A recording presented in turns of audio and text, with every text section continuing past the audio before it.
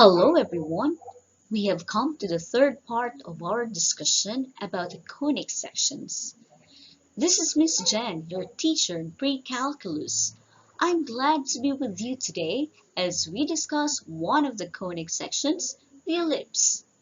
I hope you have your pen and your notebook with you so that you may take down some notes and work with me as we unfold the properties of ellipse. Having a graphing application at hand will facilitate your understanding about ellipses. Are you ready? All aboard! Let's go! Are you familiar with what is being shown in the picture? It is one of the organs which people can live without. However, without it, we have to undergo dialysis regularly in order to keep our body clean. Without a kidney, our body is prone to infections. Without proper care, kidney stones may develop. Kidney stones occur when minerals and other substances in your urine crystallize in your kidneys, forming solid masses or stones. These may consist of small, sharp-edged crystals or smoother, heavier formations that resemble polished river rocks. They usually exit your body naturally during urination.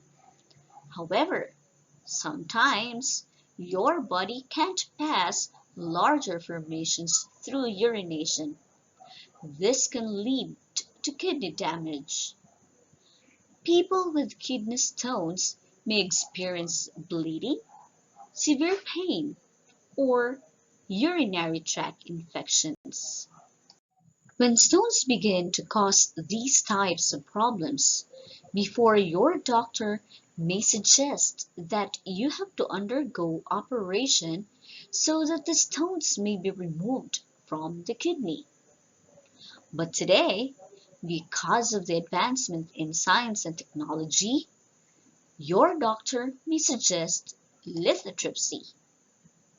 Extracorporeal shock wave lithotripsy enables doctors to treat kidney and gallstones without open surgery.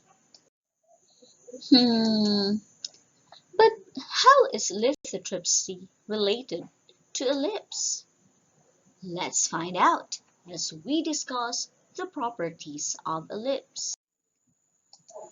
An ellipse is the set of all points P such that the sum of whose distances from two specified points is a constant number. The 2 points are called the foci of the ellipse. Let's take a look at the illustration at the left. Let's say we identified a point on the ellipse and label that P sub 1. And the two fixed points are called the foci and label them F sub 1 and F sub 2 respectively. We get the measure of the distance of P sub 1 from F sub 1 and the distance of P sub 1 to F sub 2. Adding the two distances, it will give us a constant number, let's say 2a. Now if we get another point on the ellipse, let's label that P sub 2. We get again the measure of the distances from that point to the two foci.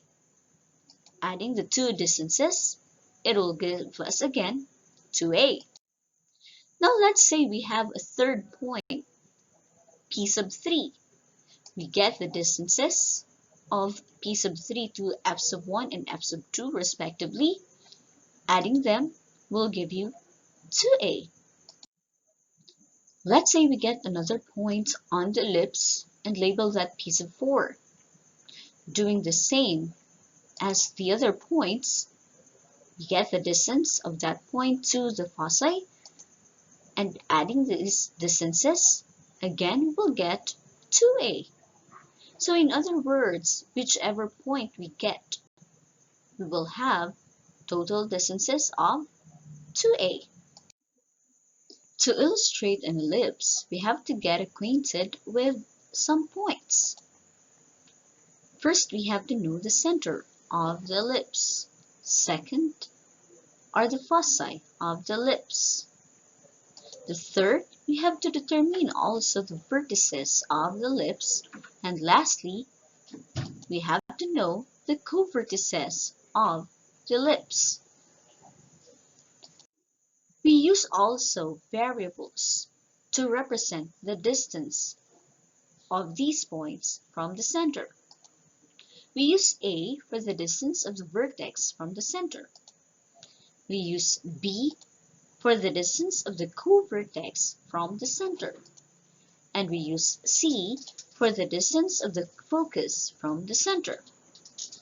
In an ellipse, the square of the distance of the focus from the center is equal to the square of the distance of the vertex from the center minus the square of the distance of the covertex from the center. In symbols, we have c squared is equal to a squared minus b squared, or c is equal to the square root of a squared minus b squared. Aside from these points and variables, we have to know also some lines needed to illustrate an ellipse. The line that passes through the focus, center, and vertices is called the major axis, while the line that passes through the covertices and center is called the minor axis. In an ellipse, the major axis is always longer than the minor axis. When the equation of an ellipse is given, we can determine whether the major axis is horizontal or vertical.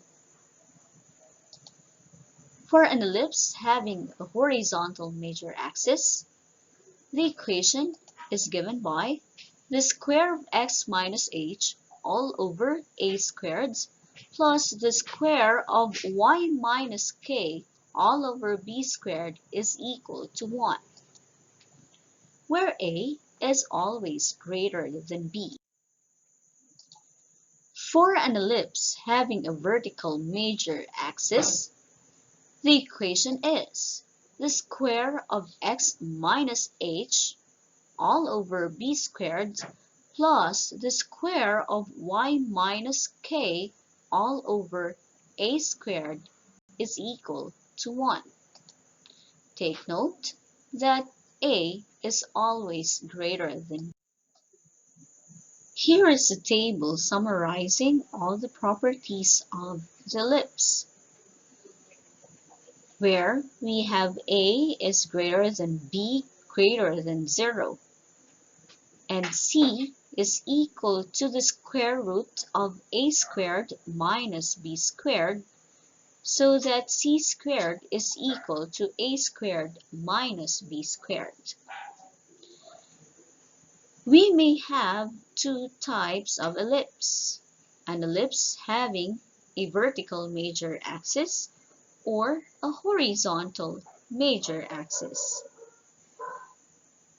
The equation in standard form of an ellipse having a horizontal major axis is given by the square of x minus h all over a squared plus the square of y minus k all over b squared is equal to 1. We can say that from any points on the ellipse, the sum of the distances to the foci is 2a. The center is located at hk. For a horizontal major axis, the length is 2a, while the minor axis, it has a length of 2b and its orientation is vertical. To determine the location of the foci is found c units to the left and right of C. For the vertices, it is A units to the left and right of C, while for the covertices, it is B units below and above of C. The graph is shown for you to better understand. In the first graph, we can see that the major axis is horizontal. Now for an ellipse having a vertical major axis, the equation is the square of x minus h all over b squared plus the square of y minus k all over a squared equals 1. Its center is also at hk. Its major axis is vertical and its length is also given by 2a. On the other hand, for the minor axis, we have a horizontal orientation and its length is also given by 2b. To find the location of the foci, it is C units below and above of C. For the vertices, we can locate these points by using this property A units below and above of C. To determine the position or the location of the covertices, we use this expression B units to the left and right of C. Graphing those points and lines, we would be able to come up with an ellipse having a vertical major axis. Let's consider example number 1. Illustrate the properties of an ellipse having an equation of x squared over 100 plus y squared over 36 equals 1. Notice that in the given equation, the number below x squared is greater than the number below y squared. So we can say that this equation follows the format of the square of x minus h all over a squared plus the square of y minus k all over b squared equals 1. Hence, we can say that h equals 0 and k equals 0. We can say that the center of the ellipse is at the origin, having coordinates 0, 0. Plotting the given point, we shall have the center of the ellipse. Remember that in an ellipse, we have A is greater than B greater than 0. Now let's identify whether the major axis is horizontal or vertical. From the table, when the major axis is vertical, we shall have a squared below the square of y minus k, while if the major axis is horizontal, a squared will be under the expression the square of x minus h. In this case, x squared over 100 plus y squared over 36 equals 1 has a horizontal major axis. We can say also that A is equal to 10 and B is equal to 6. Thus, to get the length of the horizontal major axis, we use the formula 2a. Substituting the value of a, we shall have 2 times 10, simplifying that, equals 20. Now graphing the major axis of the ellipse, we shall have 10 units to the right of the center and 10 units to the left of the center. All in all, will give us 20 units. We can say that the horizontal major axis has length 20 units. The next step is to graph the minor axis. If the major axis of an ellipse is horizontal, then its minor axis is vertical. To get its length, we shall have 2 times b. Now substituting the value of b to the given expression 2b, we shall have 2 times 6 when simplified will give you 12.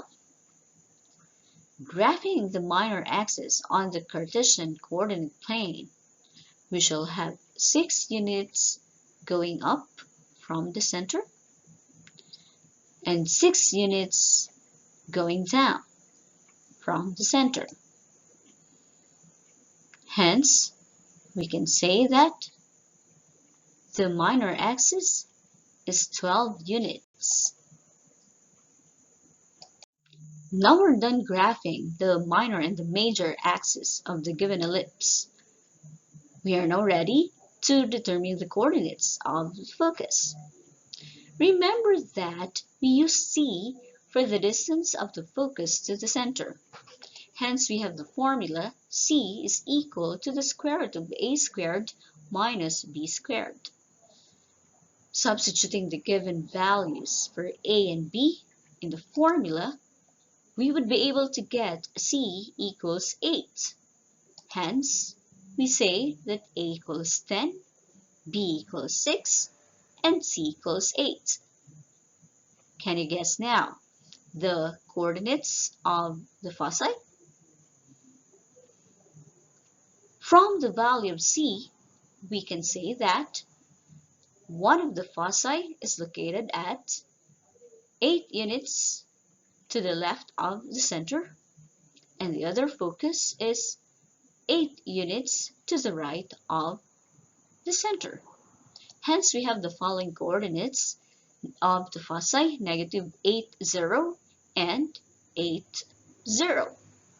Plotting these points to the Cartesian coordinate plane, we shall have the 2 foci of the ellipse.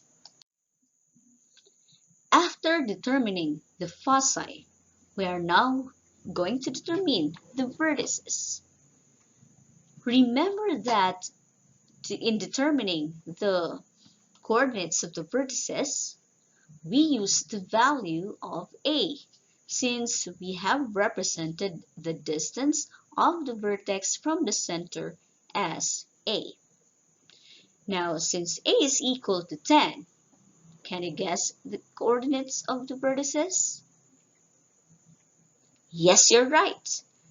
It means that one of the vertices is 10 units to the left of the center, and the other vertex is 10 units to the right of the center.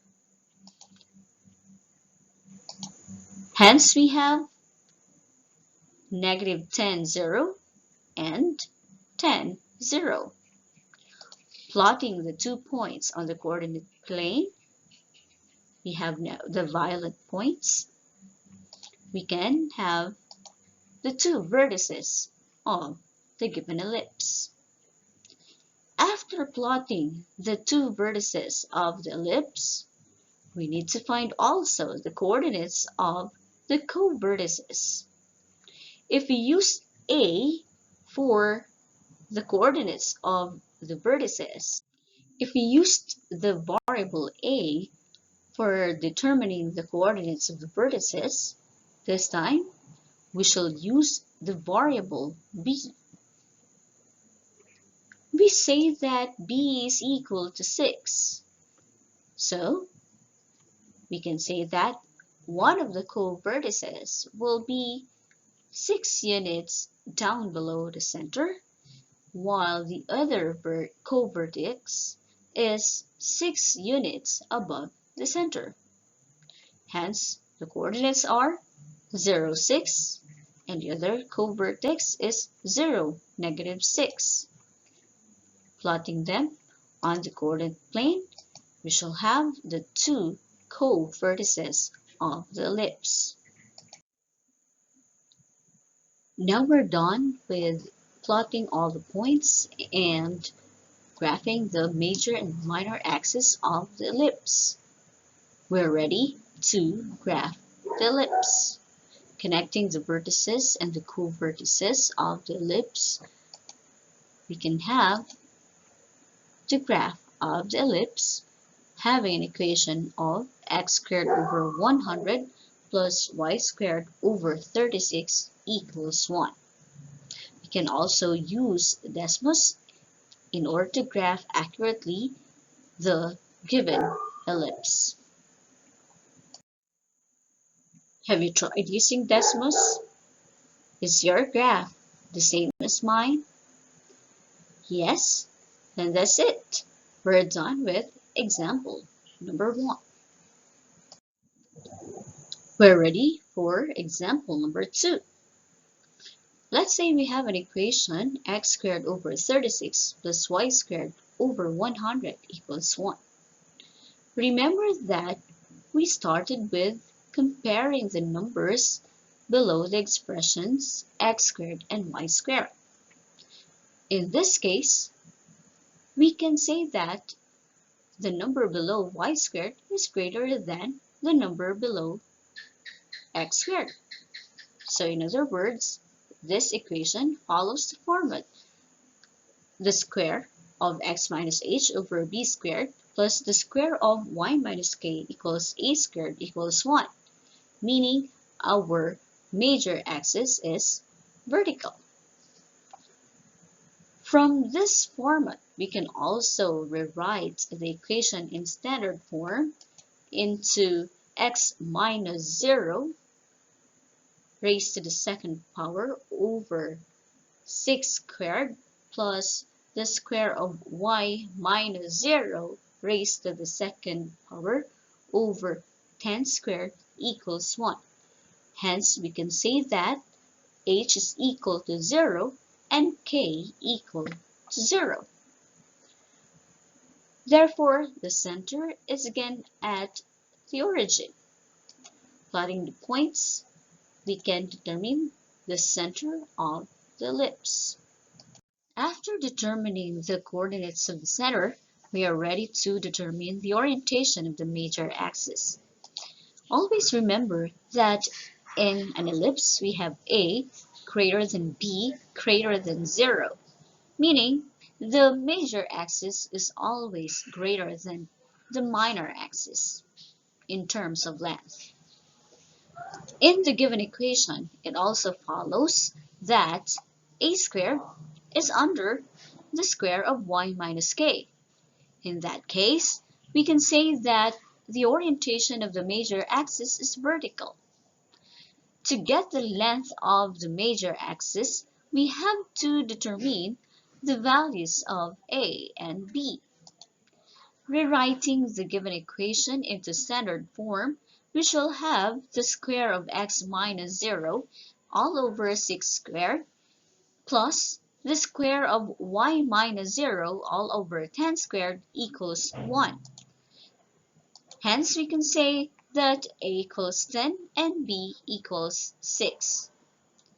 Finding the length of the major axis, we use the expression 2a, meaning 2 times the value of a. In the given equation of the ellipse, a is equal to 10.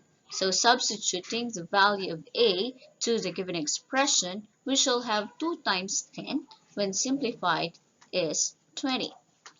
Graphing the major axis on the coordinate plane, we shall have the green vertical line as the major axis. After determining the orientation of the major axis, we are ready to identify the orientation of the minor axis. Since we have a vertical major axis, it follows that the minor axis is horizontal. To determine the length of the minor axis, we shall get 2b, meaning 2 times the value of b. In our given equation, b is equal to 6. Substituting it to the given expression 2b, we shall have 2 times 6 equals 12. Now graphing the minor axis on the coordinate plane, we shall have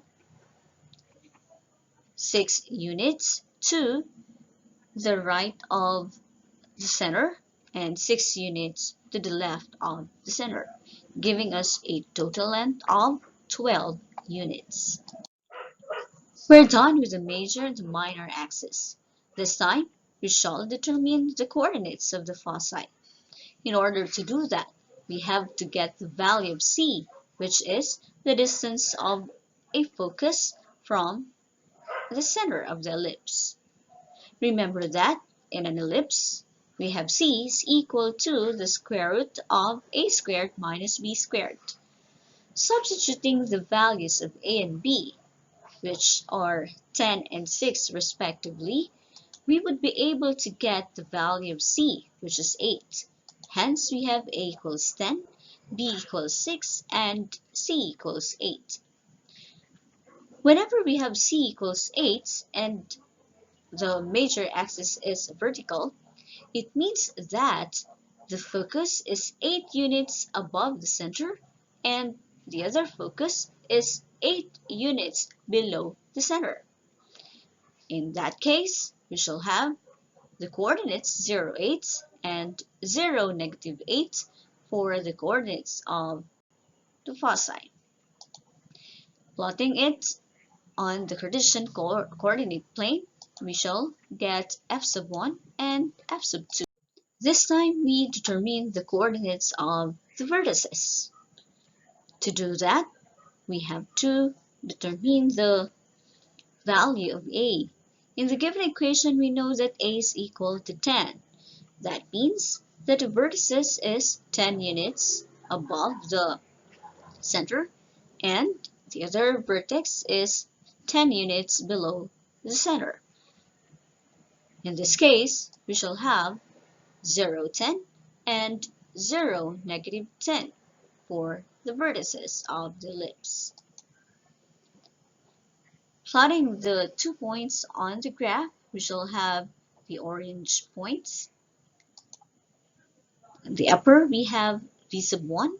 Take note that it's 10 units away from the center, while the other vertex, which is v sub 2, is 10 units below the center. Lastly, we determine the coordinates of the covertices. In order to do that, we have to get the value b, which is 6. It means that the covertices is 6 units away from the center. Since we have a minor axis that is horizontal, it means that the covertices is 6 units to the right of the center and 6 units to the left of the center. Hence, we shall have negative 6, 0 and 6, 0. Plotting the 2 points on the coordinate plane, we shall have the 2 violet points. We have w sub 1, which is negative 6, 0, while the other co-vertex is w sub 2, having coordinates 6, 0. Now connecting the vertices and the co-vertices, we would be able to graph the ellipse having an equation of x squared over 36 plus y squared over 100 equals 1. We can also verify our answer using Desmos. Okay. Having the same properties and having the same equation especially, we encode x squared over 36 plus y squared over 100 equals 1 in the equation bar. We would be able to get this graph. Is your graph the same with the graph presented on the screen. Yes, that's it. We're done with example number 2. Now let's have the third example. Illustrate the properties of an ellipse having an equation of the square of x plus 3 all over 4 plus the square of y minus 4 all over 9 equals 1. Just as we did in number 1 and number 2 examples, we first compare the denominators of the given equation. We have 4 and 9, and take note that the number below the expressions having variable y is greater than the number below the expressions having variable x. So we have to choose. Is it an ellipse having a horizontal major axis? In that case, a, or the greater number, should be under the variable x.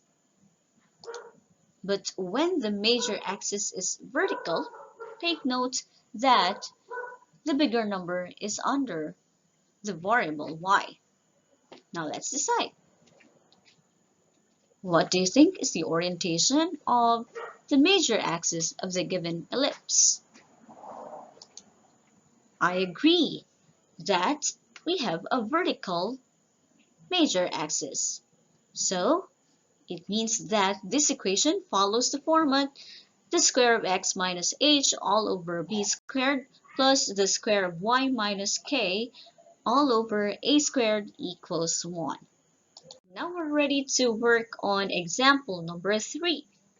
Illustrate the properties of an ellipse having an equation of the square of x plus 3 all over 16 plus the square of y minus 4 all over 25 equals 1. Remember, the first step is to identify the format being followed by the given equation, so that we would be able to determine the orientation of the major axis. Hence, we have to compare the denominators of the given equation.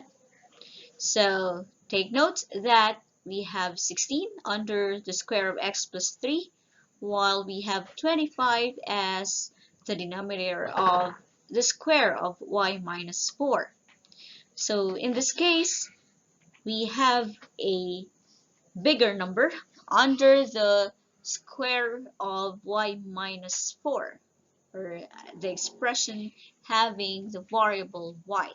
So in this case, we say that it follows the format the square of x minus h all over b squared plus the square of y minus k all over a squared equals 1. Always remember that a is greater than b greater than 0, meaning the length of the major axis is always greater than the length of the minor axis. Now, analyzing further the given equation, we would be able to determine the coordinates of the center. Hence, we say that the center is at -3, 4. Plotting the point on the coordinate plane, we will have a point on the second quadrant, having x -3 and y +4. Now we go to the orientation of the major axis.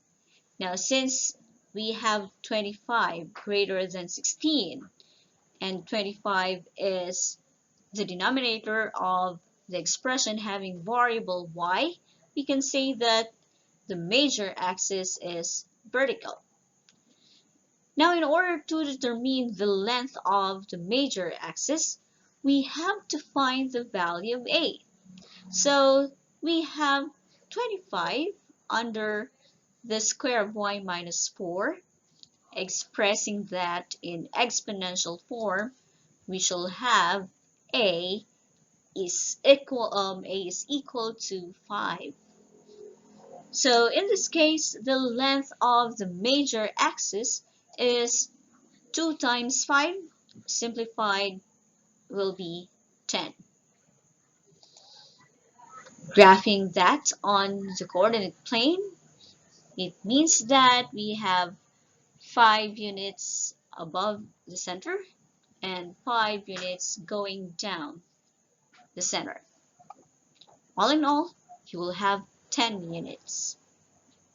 The next step is to determine the orientation of the minor axis. Now take a look at the orientation of the major axis, which is vertical. So let's just get the opposite. So if the major axis is vertical, then we have a horizontal minor axis. Now to get its length, we have to find the value of b. So in this case, we have 16 under the square of x plus 3. Getting the exponential form, which is 4 squared, we can say that b is equal to 4. To get the length, we have 2 times b, or 2b.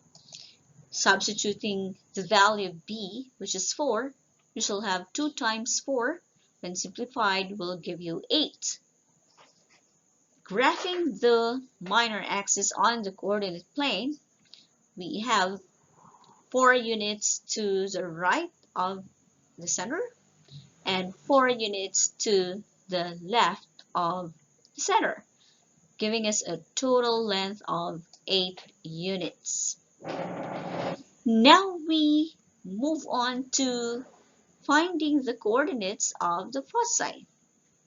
In order to get the coordinates of the foci, we have to find the distance of the focus from the center, which is given by the variable c.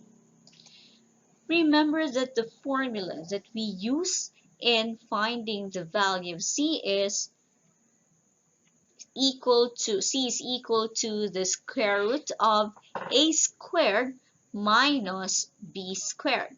Substituting the value of a and b, we shall have c is equal to the square root of 5 squared minus 4 squared. Simplifying that, we shall have square root of 9, and extracting the square root of 9, we shall have c equals 3. So that means the foci is 3 units away from the center.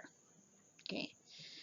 Since we have a vertical major axis, that means the foci is located above 3 units above the center and 3 units below the center.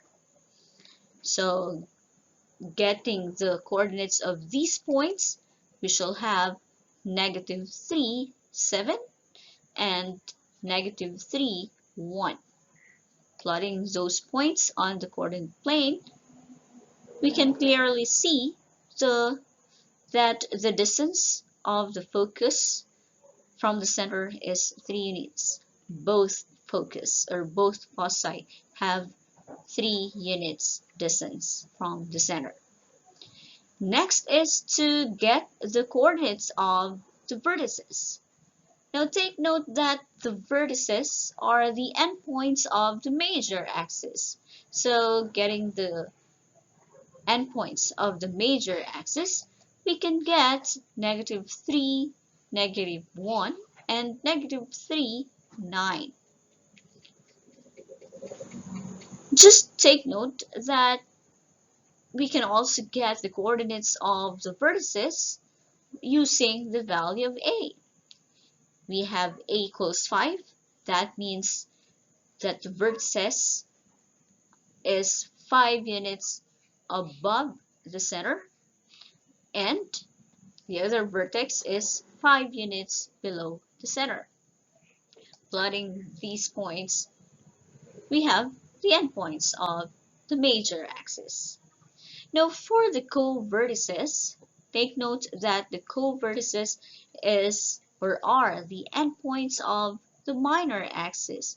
So plotting these points on the coordinate plane, where we see the ends of the minor axis, we can already clearly see or determine the coordinates of the covertices. But remember that we can also use the value of b in identifying the coordinates of the covertices. So we have b equals 4. That means that the covertices are located 4 units to the right of the center and 4 units to the left of the center, getting the 2 points having coordinates -7, 4 and 1, 4. Plotting these points on the coordinate plane, we can see that these are also the endpoints of the minor axis. Now connecting the vertex and the co-vertices, we would be able to graph the given ellipse. Now we're done. We're done with 3 examples on how to illustrate ellipses given their equation. If you have questions, don't forget to send me your queries through my messenger for immediate response. Now, let me go back to the question. How is lithotripsy related to ellipse? Do you know how functional ellipses are in removing kidney stones? The ellipse is very special and practical conic section. One important property of the ellipse is its reflective property. If you think of an ellipse as being made from reflective material, then a light ray emitted from one focus will reflect off the ellipse and pass through the second focus. This is also true not only for light rays, but also for other forms of energy, including shock waves. Shock waves generated at one focus will reflect off the ellipse and pass through the second focus. This characteristic, unique to the ellipse, has inspired a useful medical application. Medical specialists have used the ellipse to create a device that effectively treats kidney stones and gallstones.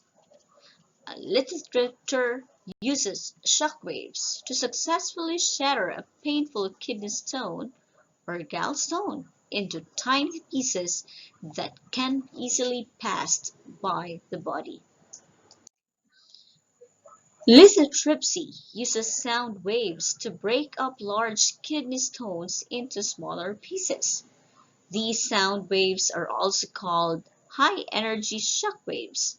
The most common form of lithotripsy is extracorporeal shock wave lithotripsy, meaning outside the body. In this case, it refers to the source of the shock waves. During ESWL, a special machine called a lithotripter generates the shock waves. The waves travel into your body and break apart the stones. ESWL has been around since the early 1980s. It quickly replaced surgery as the treatment of choice for larger kidney stones. ESWL is a non-invasive procedure, which means it doesn't require surgery. Non-invasive procedures are generally safer and easier to recover from than invasive procedures. Do you know that it takes about 45 minutes to an hour to perform this operation or this procedure? You'll likely be given some form of anesthesia, local, regional, or general, so you don't experience any pain. After the procedure, stone debris is removed from your kidneys or ureter, the tube leading from your kidney to your bladder, through urination. So you see how wonderful the ellipse is? Just like circles and parabolas, ellipses are unique. We can use these distinct characteristics to maximize the potential of ellipse. Just as people, we don't need to change ourselves. All we have to do is to discover our characteristics which make us different from others in order to maximize our potential.